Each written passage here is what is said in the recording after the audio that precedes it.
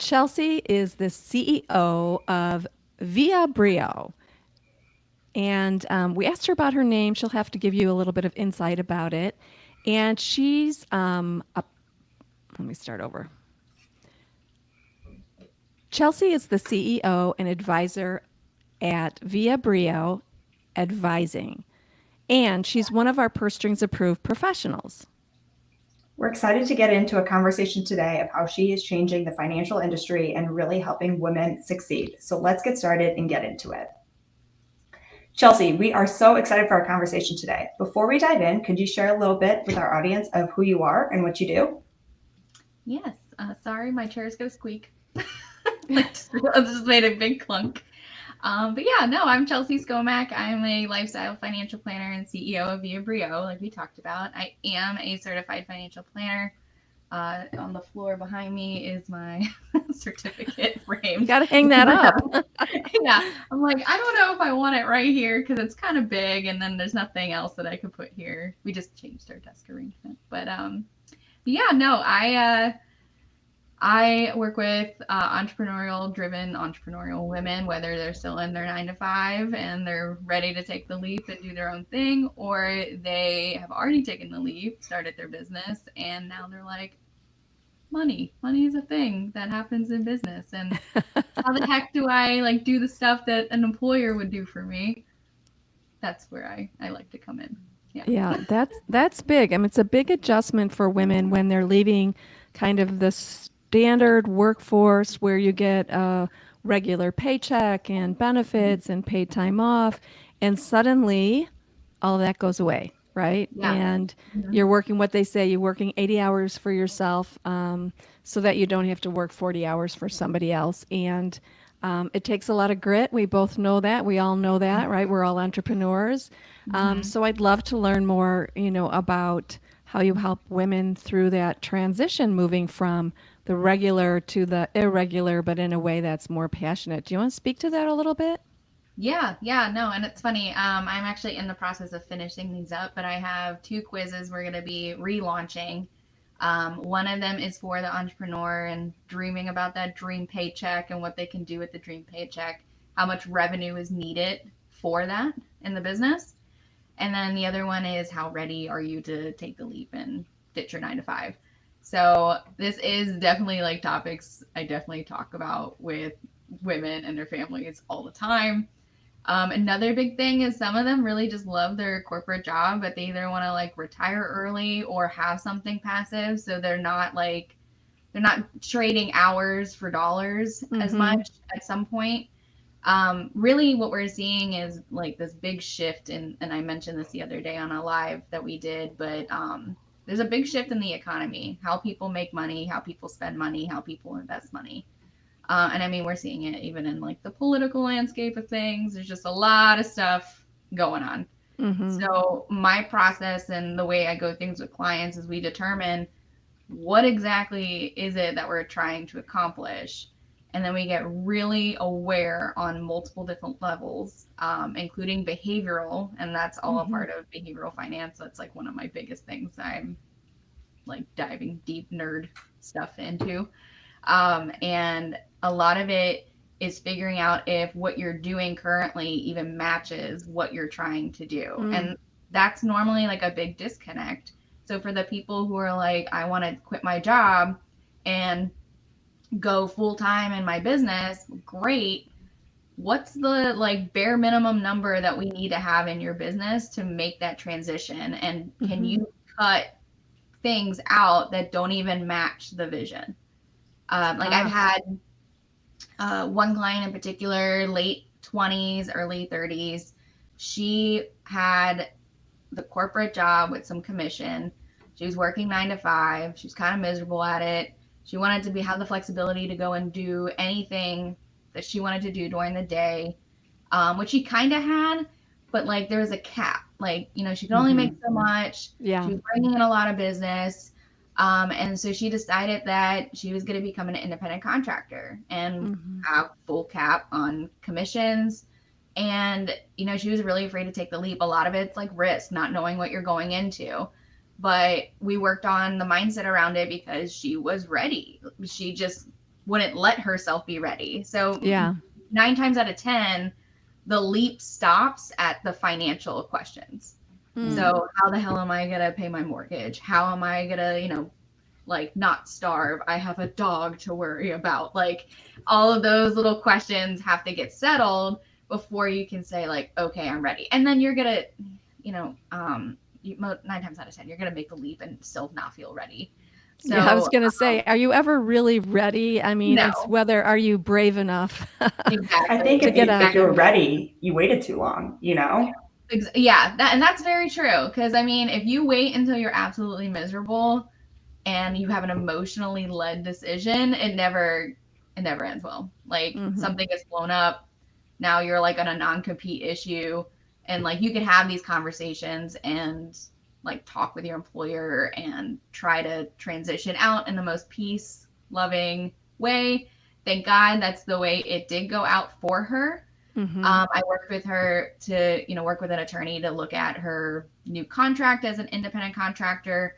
Um, it was a great fit because it gave her what she needed, but it wasn't like 100% ownership of everything. So like the guy that she partnered with, he had the brand, he had all the tech and like all of these things. He paid for the office. Mm. So it got to the point for her, it was like even another step. She was like, you know what? I kind of still don't even want to do this type of gig anymore. Like, I really want to be a VA. Wow. And she, like, because she had already taken a leap, she knows she was capable of doing it. Yeah. And then we just talked about lightening her load on the independent contractor side because she had the option to do so. Mm. And then also positioning that book for sale because you went out on your own, you own this book, now you have an asset you can get rid of and get Wow. payment for. So I worked out all this stuff with her back and forth and like what would that check look like? What did she need to make as a VA to support the bare minimum? And then like, making sure that that number matched what was also coming in with the book sale. So that way she could either invest more money into the business and cover her stuff, or like it would be icing on the cake at some point so that she could turn around and just invest that money. There were a bunch of different like things that came into that, but she blossomed. Yeah. The minute that like every decision that she made, as soon as she was like, I'm done, I don't want to do this anymore, every calculated move in the book, we got her to that first place. Same thing with the second place, even though it was like it is stressful trying to sell your book. Yeah. Yeah. And trying to make sure everyone's taken care of. But I mean, she did it, and now she's freaking killing it as a VA. Now she's realizing she could actually specialize in working with people in the industry that she was in and Wow. doing more of the work that she actually liked doing, just not as an agent anymore. And I mean, she's thriving. Like every time I talk to her, she's like, "Oh, I got a new client." Yeah, but it sounds like she did the right things, right? She really Good. thought it through. She met with you, right? Mhm. Her financial professional. She talked about the money. You talked about what the income is that she needed.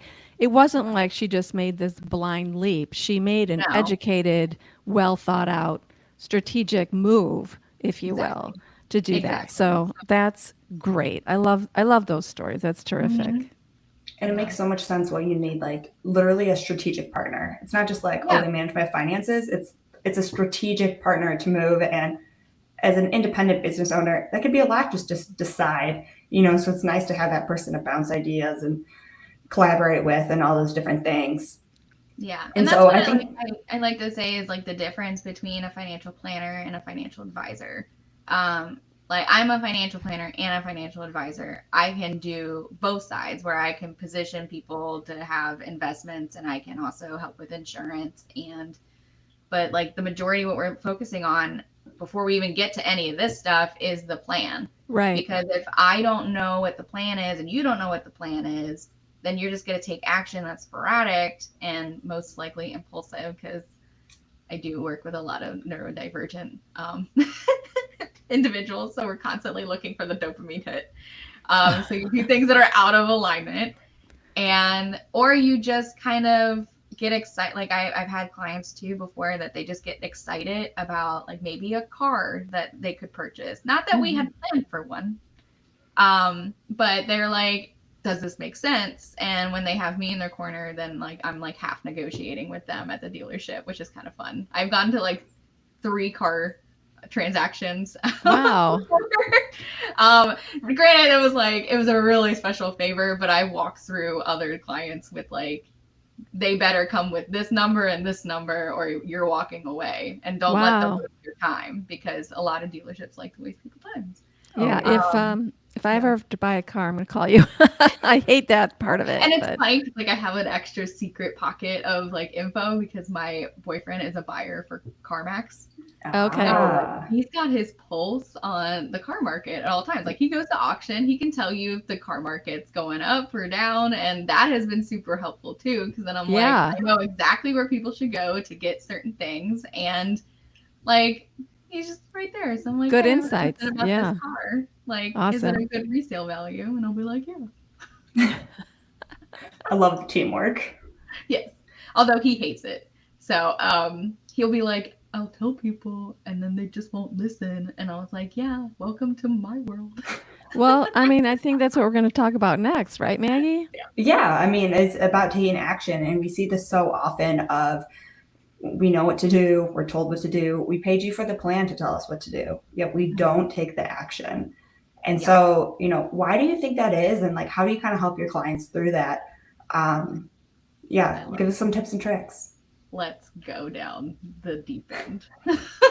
So this is exactly why I created my signature financial planning process, because what I noticed is that before, like, we'd have a ton of meetings and we'd talk about it, and I'd lay out the plan and I'd be like, okay, this is like your first steps. This is what you're going to do. And then we're eventually going to get to this. And then we're eventually going to get to this. And then I would be like, I'll see you in a month. We'll talk about progress. And then a month would come up and it'd be like, yeah, I didn't do it. And I'm like, this, like some most likely valid excuses, like the water heater blew, or the air conditioning went like down here. That's a big problem. If air conditioning goes, like, you can get into debt to fix that because it's hot in Fort Myers right now. It was like 101 degrees yesterday in the town next door. So yeah, I know. Like, it's hot. So those things will come up, or it'll be like, oh, we were planning a trip or whatever, and it's really like there's a level of not completely bought in, or there's a level of fear or a bias or something underlying, like, that's actually like causing the non-action. Right. So when I go through the process with my clients, like I said, we get like really aware. So I have 3 stages of awareness. We go through financial awareness, obviously, because we're connecting everything to our portal. We're getting clear on what like the interest rates are and like all that fun stuff. And then we have behavioral awareness, which is where I bring in another third party fintech company, and they are amazing. They've created some of the greatest behavioral finance tools ever. Wow. They're Atlas Point. They're like really good buddies of mine, so I was like shouting them out. But they have this one quiz. It's called Financial Virtues, and it tells you what color bull you are. So you're either a blue bull, a yellow bull, a purple bull, or an orange bull.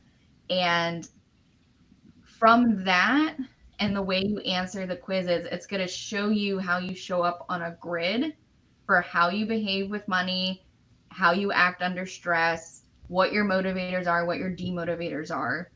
And then my favorite part, especially when I'm working with couples, like, you see the overlap and how they're different. Like, for us, for John and I, like, we are completely opposites. Wow. So, which makes sense, but I would get so frustrated because I would say something and he would just be like, how? So, like, the best entrepreneurial thing is like, this is going to work. I know it. It's going to work. I've done the strategy. I've done like all the surveying. Like, this is it. This is going to work. And he's just like, how does that equal a paycheck? Like, break it down and tell me, like, when are you going to actually make a paycheck? And I'd be like, it's fine. It's fine. Like, go over there. Like, he needs to know all the details. He will research something to death before he buys it. We just got a Blackstone. I thought we were getting a grill like a week ago. Apparently we got a Blackstone now. Like, he will drill Blackstones in. are great. Oh yeah. Like, I'm really excited about it because I was like, ooh, we can make bacon and pancakes on it. That's great. But yeah, so we have this now, and like when he spends money, it's super calculated, and then he just wants to like hang on to as much as he can. He's that kind of guy. Um, but yeah, I'm like big vision. I know where we're going. I know who to put into place to help me get there. So I invest in support, and like he's just like, what? Like this makes no sense to me. So it helps me communicate with him better. Mm-hmm. I would like to say vice versa, but he's also a guy that doesn't really care. So it's not like he's taking mine and looking at it and being like, how can I talk to her better? No, he's just doing his thing. So I have a deeper understanding of him, which does help in a relationship because it's not him just putting up barriers and saying, no, I don't want to do this. It's the way that it has to be communicated. So Yes. especially in when you're a couple and like one is really good with action and one's really slow at making decisions, like that will stand in the way of a financial plan 100% of 100% of the time. Right. So getting them really clear too on like the underlying biases that are associated, like you have a loss aversion, familiarity, I'm blanking on all the other ones, but like loss aversion, it's the biggest risk measure that we have in like those risk tolerance questionnaires. So if your advisor has ever handed you like a paper and there's like 10 questions and they ask you questions that don't seem like they're in English, but apparently they are, and they're supposed to test on like how you would feel if the market went up or if you like got a nickel and someone like took it from you, would you like be irately angry about it? Like those types of questions really only measure loss aversion. So like how likely are you going to react if the market goes down? Mm-hmm. How likely are you going to sell in a losing position? But that's only looking at one part of all the things that someone could have bias that are blocking decisions. You know, you could be focusing more on like confirmation bias, and like they're looking for research that matches their, belief. Right. Like a good one, it's terrible, but it's good. The Fox News Republican thing. I only watch Fox News, so I only get the Republican point of view. Or like I only search on Reddit, and I only hear what people on Reddit say. I don't get my news from anywhere else.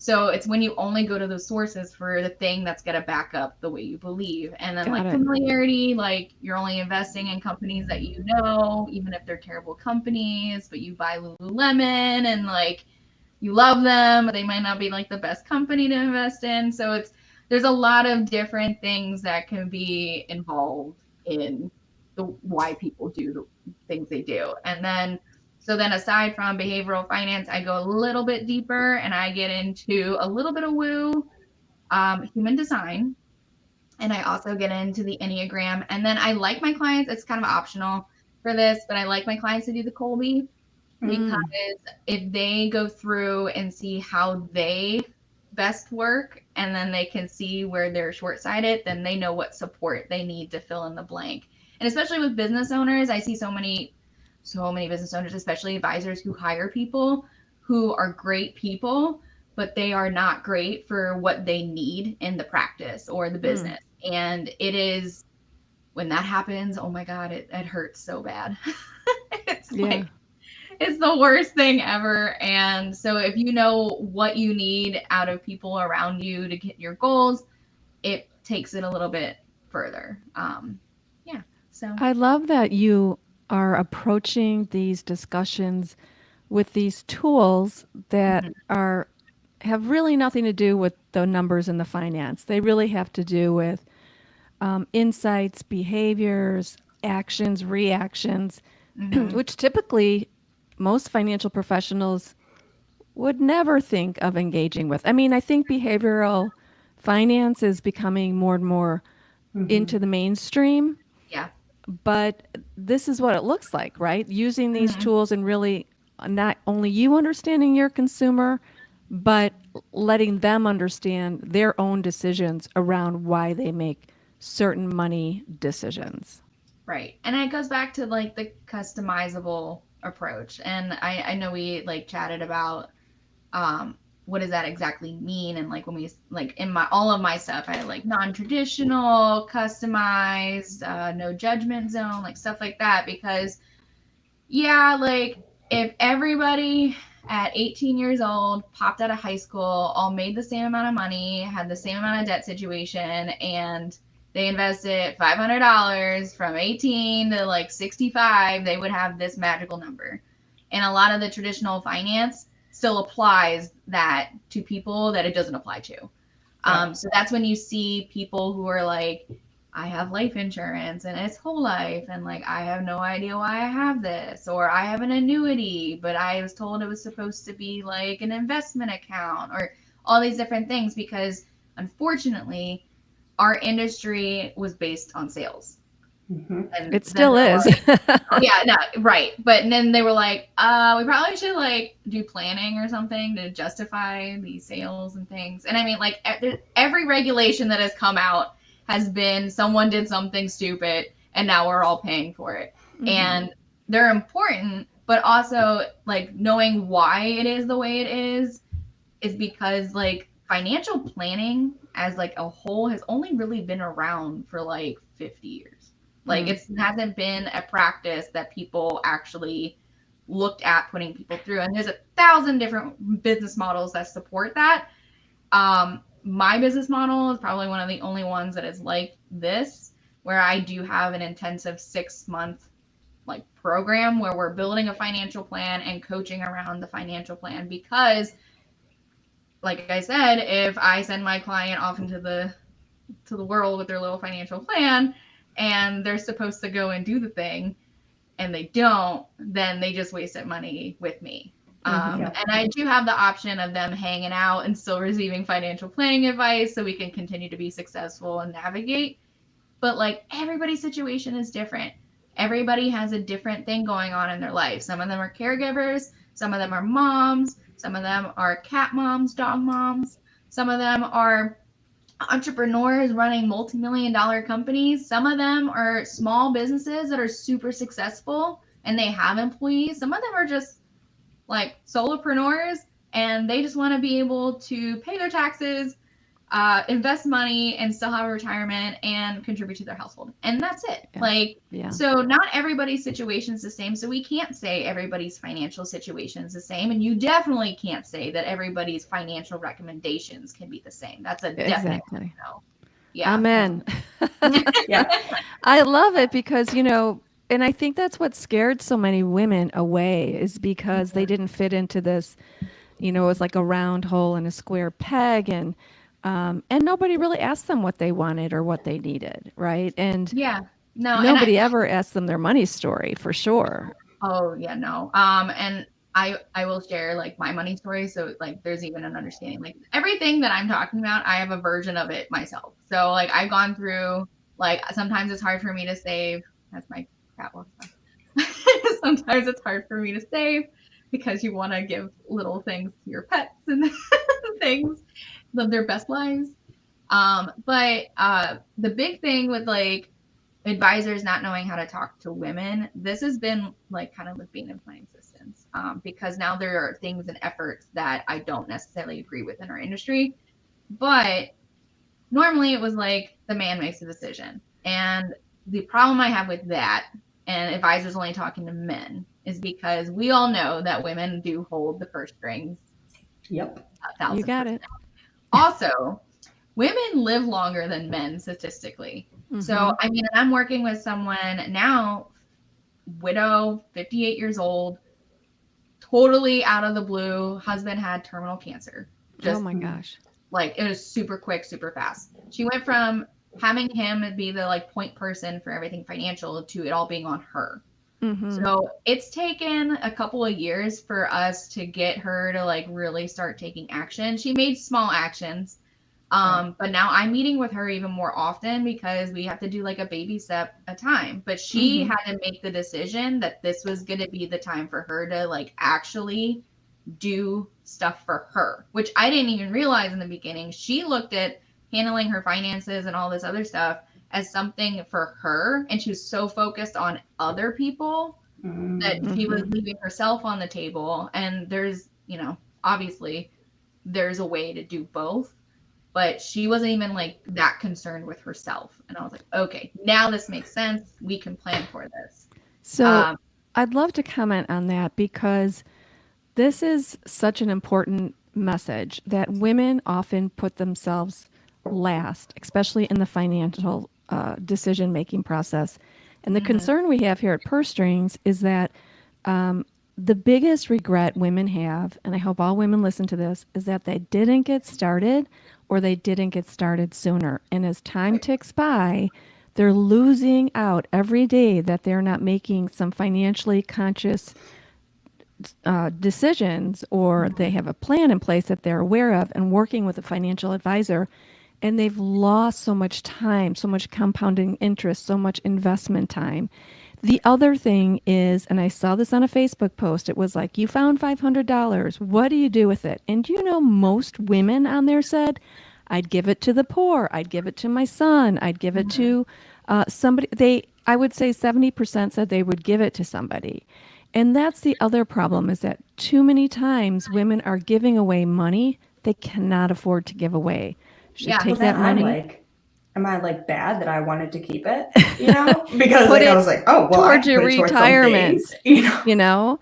Yeah. So that's just, I'm heeding this call. It's okay to keep the money for yourself, A, and Uh-huh. B, get started today. So I Yeah. just And have I to mean, make that it's not even announcement. just money, it's freaking time. yeah. Yeah. Like Time And is I my just money. my I one want to client I piggyback love on her. that. Oh, sorry, Go say ahead. again. Well, I just want to piggyback as I saw this woman ask a question just the other day of how do I pay for my son's college without pulling it out of my retirement. And I just wanted to be like, please, Oh please, God, please that is my do worst not touch your nightmare. retirement account. Like, and that's where you have to put yourself first is, you know, you maybe wanted your dream to, you know, pay for their schooling, but schooling is so expensive these days and they got to have some skin in the game and all these different things. I was Hmm. like, please, whatever you do not pull out your retirement to fund you know, an 18-year-old who doesn't know what they want to do. You know, you've got Oh to my put yourself God. first in this situation. You could be like my dad and just say that like my daughter is gonna go to college and then she's just gonna become super successful and then I'll retire off of her. There you go. So no, and I mean I had the same version. I mean we had some circumstances that didn't like we didn't have finances to really fund college. But I did it in a strategic way, and part of it was like I didn't really know what I wanted to do, and it was like I don't really feel like leaving home to figure out what I want to do. So I went to community college and got all my gen eds knocked out. So did I. Yeah. So did I. Yeah. And We then all I did. went to a university, still not knowing really what I wanted to do, but it was kind of close to home. The only mistake I've ever made, ever, and it's like the one I regret the most because it's the one that hurt every time the payment came out, was I lived on campus for a year and it was the most stressful girl drama crap. And my Sally Mae loan basically paid for that experience. So it was Mm-hmm. a terrible experience and then I had to pay it back. And that was just terrible. So but yeah, like I'm lucky enough that I made decisions based on like what is it that I want to do, how much do I really want to spend, that my student loans were like a joke compared to what most Americans are dealing with.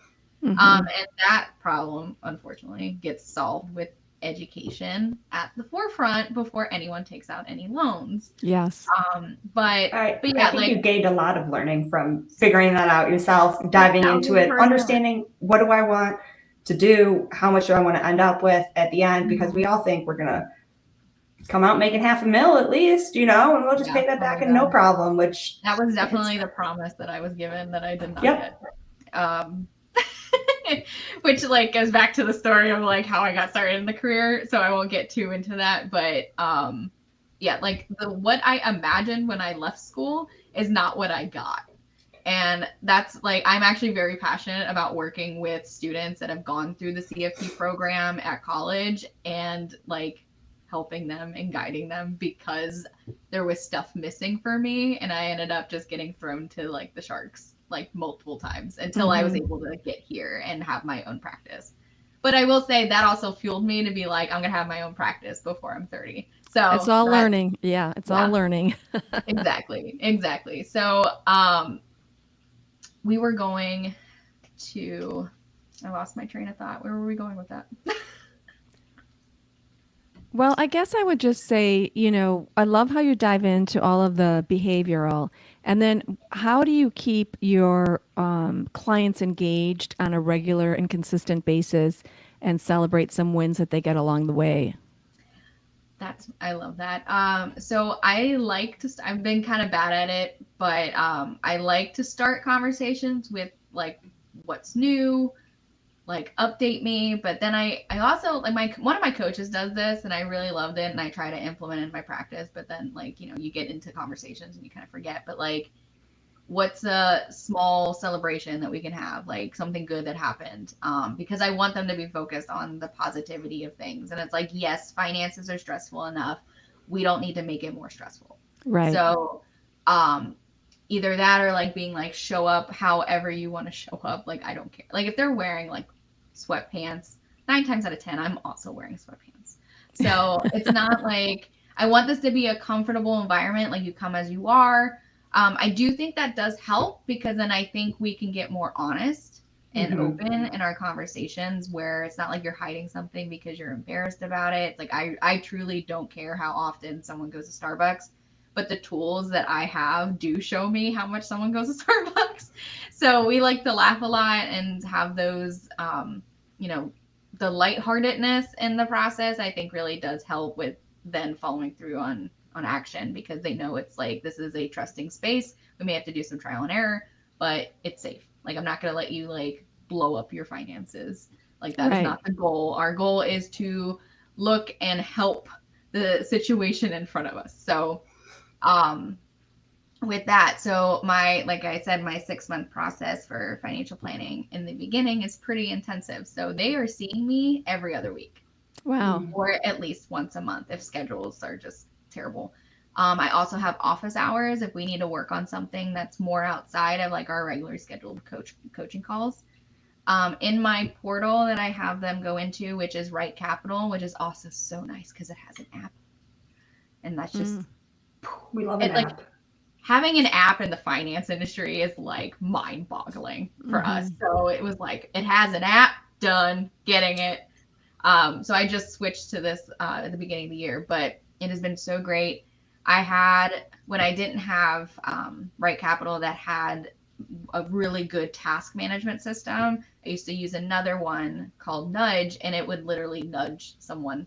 And it does the same thing. So I put in the task, they get an email saying like, hey, you have a task due within the week. And then it'll be like, hey, it's due today. And then a week later, it'll be like, hey, you didn't do the task that you were assigned.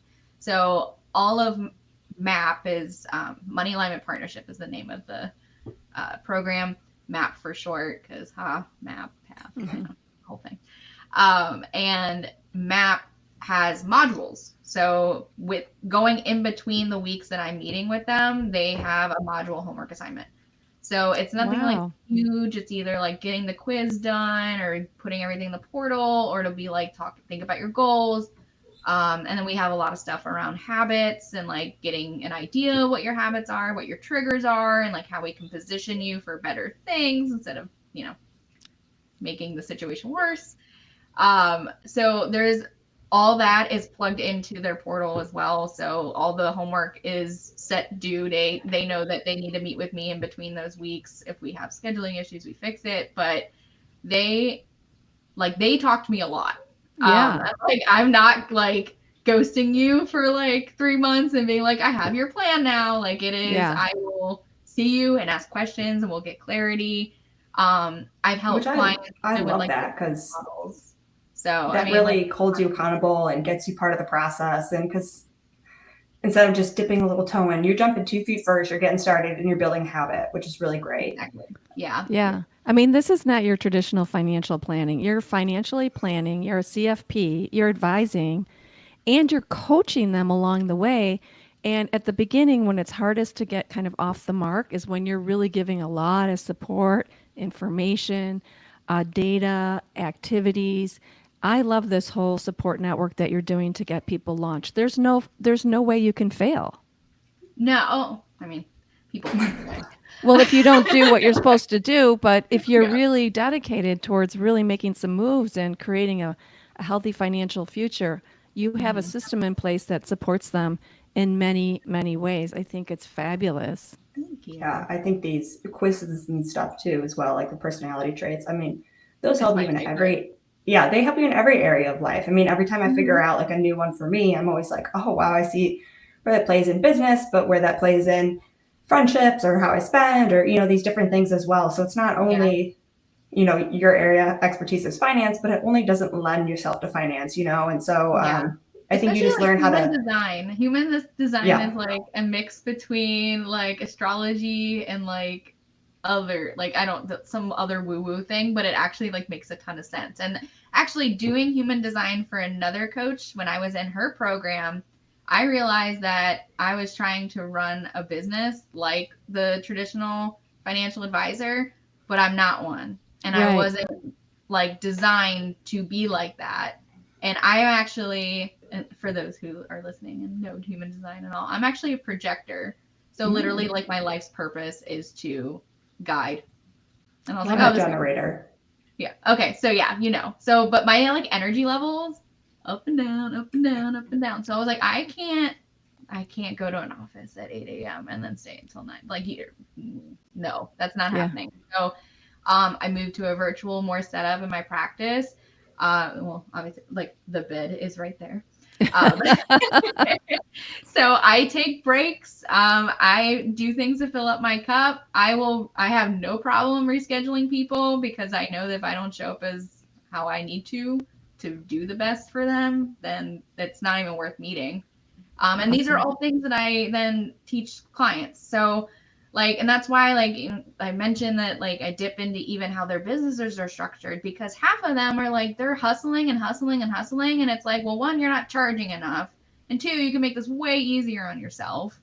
And if we just, and like basic business should be like basic math. So like, this is how much you're charging for something. This is how many people you're going to have in it. And then this is the big number. And that's the number that we're going to base everything else off of. So Yeah. like we make things so complicated when it doesn't need to be. Yeah. Is like a big part of it. But then also like, and I go super deep. And actually one of my clients yesterday, we were talking about like we have the portal that has the information and then I extract like all the budgeting pieces and then I go through and pull what's actually being spent on a credit card, what's actual cash flow, how does the cash flow match or not. Well, most likely does not match what the profit number your accountant is sending you every month. Bookkeeping and cash flow, two different things.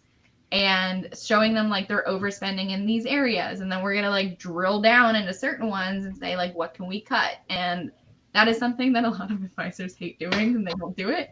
It's not like I super like I'll get into it and then I'll really get into it, but it's not something I'm like, yay, this is on my calendar. Yeah. No one likes that part. It's just a lot. It's a lot. But then I know full-heartedly inside and out this client and I know exactly what they're going to do when I tell them what they're going to do. Yeah. So either they're going to hesitate because of this, or this, or they're going to go ahead and do it. And now we can get further into like the actual goals and planning. And then it gets interesting. Like Yeah. half the clients, like they start in a situation that's not ideal. And then we get them out of that situation. And then we start going for accumulation. And now I'm like, we can get really, really fun with this. Like we can invest in real estate. We can talk about you getting an Airbnb. We can talk about like even like super high net worth things. Like we just get like more involved into the fun stuff that everybody's reading about in the Tony Robbins books. Like, and I have my opinion on those too, because I think it's traumatic to go through a Dave Ramsey program. But the point is like all these things that people are reading online about like what they should be doing with their finances, half of them shouldn't even be anywhere near that because they're not even in the position to do it. And if they do it, they're going to make their situation worse. Yeah. So that's where I'm like, okay, like this is an evolving journey. So that's why we do continuation into MAPS, well, money alignment partnership support for the financial planning on a like, keep going year after year after year because things change, things get exciting, new challenges come up, new business opportunities, new kids. Yeah. Yep. All it all happens. Mm-hmm. Wow, I think this episode has been packed with great information. yeah, Yay. I mean, we could talk for hours, I feel like, on 1,000 different topics, I but know. Did you say this is supposed to be like 30 minutes? Yeah. it's We got to wrap it fine. up here. But before we sign off, we like to ask, like, what's one piece of advice that you would give or tip that you would give to our community? Just, if they were to take one thing away. Awareness. Like, you might think Good you're point. aware, but you're not. Like, I'm telling you, you're not. Unless you know exactly what's coming in and what's going out every month, and you know how you work, and you know what you need, you just gotta get more aware. And the easiest way to start is with like the Enneagram and human design. And if anyone here wants that full quiz, I'm more than happy to share it. And then I'll have more quizzes too that'll pretty much hit on all that and more. So Awesome. We'll try to get some of those quizzes in the show notes, or get your social media and stuff in there as well, so people can just reach out and take those quizzes with you. But thank you, Chelsea, for coming on and sharing your expertise. This was just so much great information. So don't be afraid to reach out to Chelsea. She's on Instagram. You're a Purse Strings Approved Professional. I know you have your website as well. So all of those great links will be in the show notes. And remember, from Purse Strings, our tip is always just to take some action. Just every little step makes a big difference. So take a little step forward, and share this with your listener or with your friends, and leave a 5-star review if you feel so inclined. So thank you, everyone, and we'll talk to you soon. thank you. Thank you, Chelsea.